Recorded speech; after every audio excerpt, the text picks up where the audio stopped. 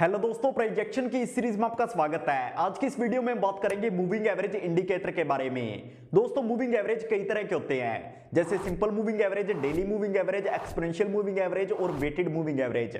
लेकिन आज की इस वीडियो में हम एक्सपोनेंशियल मूविंग एवरेज का यूज करेंगे।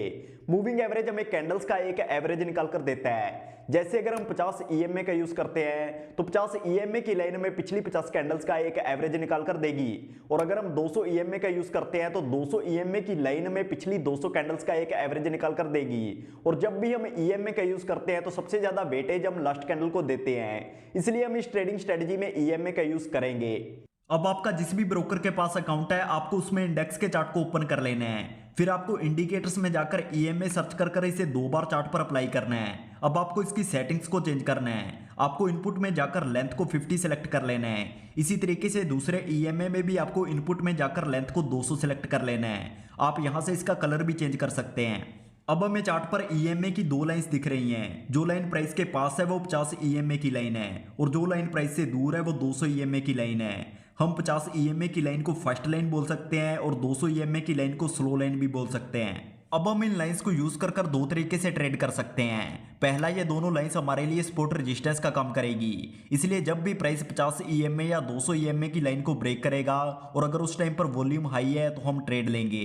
दूसरा, अगर हमारी फर्स्ट लाइन स्लो लाइन को नीचे से ऊपर की तरफ ब्रेकआउट करेगी तो हम बाय करेंगे, और जब हमारी फर्स्ट लाइन स्लो लाइन को ऊपर से नीचे की तरफ ब्रेकआउट करेगी तो हम सेल करेंगे।